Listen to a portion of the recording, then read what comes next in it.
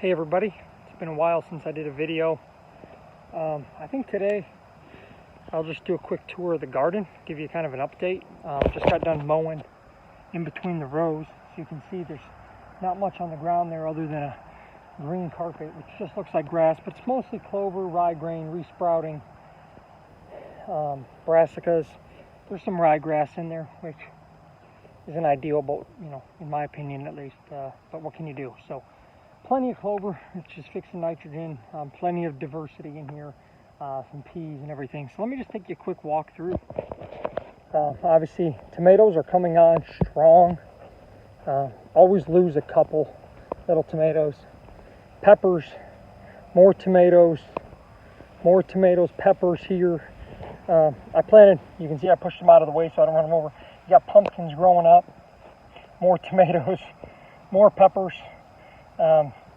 This is kind of cool. I threw in some watermelon and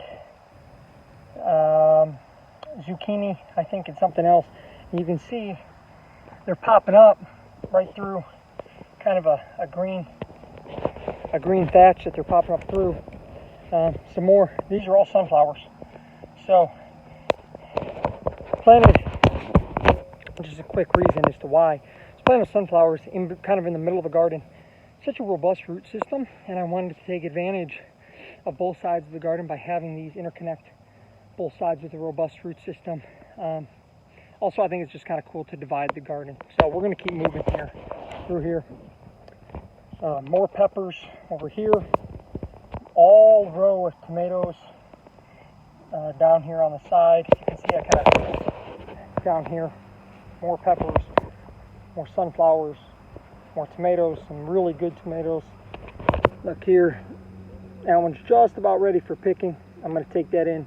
I'll let it ripen the rest of the way on in the house.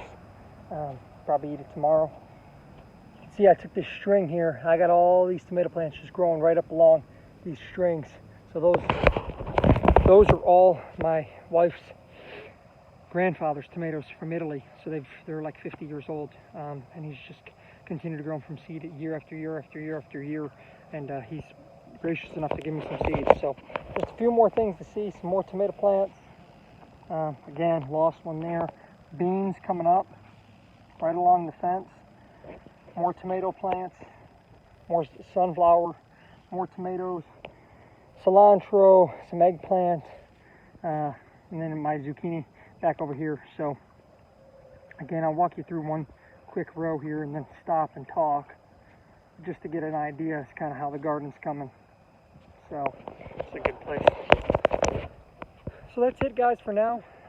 Again, I just think this is a great method.